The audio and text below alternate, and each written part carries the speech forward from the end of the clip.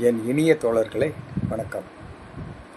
அரசியல் சுதந்திரம் கிடைத்துவிட்டால் சகல பிரச்சனைகளும் தீர்ந்துவிடும் என்பது போன்ற மாய பிம்பத்தை உருவாக்க முயன்றார்கள் காங்கிரஸ் தலைவர்கள்.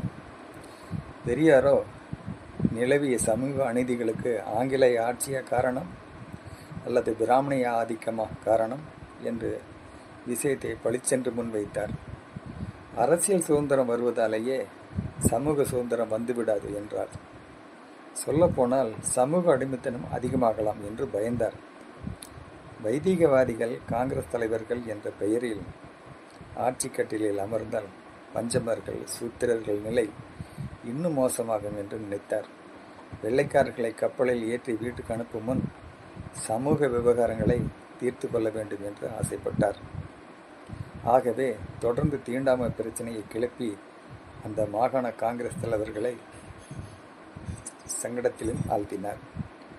இதிலிருந்து தப்பிக்க நியாயமான வழி என்னவென்றால் காந்திஜியின் பேச்சையாவது கேட்டு தீண்டாமை ஒழிப்பில் தீவிரமாக இறங்குவது, அல்லது மாகாண காங்கிரஸ் தலைவர்களோ குறுக்கு வழியில் இறங்கினார்கள். அதாவது காளிகளை தூண்டிவிட்டு பெரியாரை தாக்கி சுவரெல்லாம் எழுத வைத்தார்கள். அது குடியரசு 11/10/1931 தரும் தகவலின்படி அந்த இழிமொழிகள் எவை என்பதை, அதற்கு பெரியாரின் பதில் என்னவாக இருந்தது என்பதையும் கவனியுங்கள். தூத்துக்குடியில் சுமார் 20-30 சுவர்களில் ராமசாமி கழுதைக்கு செருப்படி என்று எழுதியிருந்தது. ஆனால் இதுவரை அடி எதுவும் விழவில்லை. ராமசாமி கழுதை செத்து போய்விட்டது என்றும் ராமசாமியின் மனைவி நாகம்மாள் அபுசாரி என்றும் எழுதியிருந்தது. ராமசாமி பெரியார் சிரஞ்சீவியாய் இருக்க வேண்டும் எழுந்திருந்ததை பார்த்து சந்தோஷப்பட்டிருந்தாரானால் ராமசாமி கழுதை செத்து போய்விட்டது என்பதற்கும் அவர் வருத்தப்பட வேண்டும். ராமசாமி மனைவி கற்புக்கரசி என்று எழுதியிருந்ததை பார்த்து மகிழ்ச்சி அடைந்திருந்தால், மாதம் மும்மாறி மழை பெறச் செய்து பயன்பெற்றிருந்தால் ராமசாமி மனைவி நாகம்மாள் அவுசாரி என்பதற்கு அவர் விசனப்பட வேண்டும். ஆனால் அதை பற்றி கவலை இல்லாமல் நான் இவைகளிலிருந்து ஓரளவு நான் வெற்றி பெற்றது விட்டேன் என்பதை மாத்திரம் உணர்கிறேன் என்றார். எவ்வளவு திடகாத்திரமான மனது!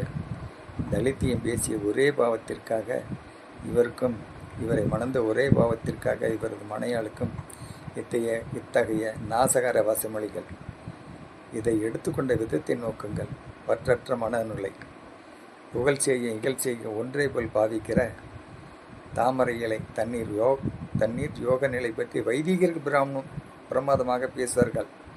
அவர்கள் இதை கடைபிடித்தார்களோ இல்லையோ, பெரியாருக்கு இது இயல்பாகவே இருந்தது. எதிரி வசமாறி பொழிகிறான் என்றால் நமக்கு வெற்றி, நமது பிரச்சாரத்திற்கு வெற்றி என்று பொருள். இப்படி எடுத்துக்கொண்டார் பெரியார். அத்தோடு விடவில்லை. எதிரிகள் ஜாதியை கெடுக்கின்றார்கள், சுயமரியாதைக்காரர்கள் தங்கள் பெண்களை பறையர்களுக்கு கொடுப்பார்களா என்றும் கேட்டார்கள். இதற்கும் அழகாக பதில் சொன்னார் பெரியார். இது அறிவீனமான கேள்வி அல்லது அயோக்கியத்தனமான கேள்வி என்றே சொல்லுவேன் என்றார். ஏனெனில் எங்கள் பெண்களை நாங்கள் அவர்களுக்கு இஷ்டப்பட்டவர்களுடன் கூடி வாழ செய்ய போகின்றோமே தவிர எங்களுக்கு இஷ்டமானவர்களுக்கு கொடுக்கும் உரிமையை கொண்டாடுவர்கள் அல்ல. பெண்களை ஒரு சாமானாய், ஒரு பொருளாய் கருதி ஒருவருக்கு கொடுப்பது என்கின்ற முறையை ஒழிக்க முயற்சிக்கிறோம் என்றார். கொடுப்பீர்களா என்று கேட்டதும் கொடுப்போம் என்று பதில் சொல்லியிருந்தால் அங்கே பெண்ணியம் காணாமல் போயிருக்கும். கொடுக்கவும் வாங்கவும் பெண் என்ன நகையா, ரொக்கமா? இல்லையே, அவளும் மனித குலம், பூர்ண உரிமைகள் உள்ள மனுஷி.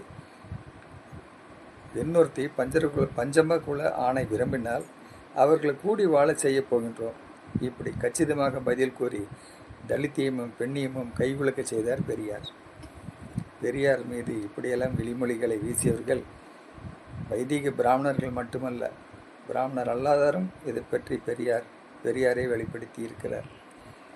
இதற்கு பதில் அவர்கள் நோக்கித்தான் என்பது அடுத்து வரும் இந்த பத்தி மூலம் புலப்படுகிறது.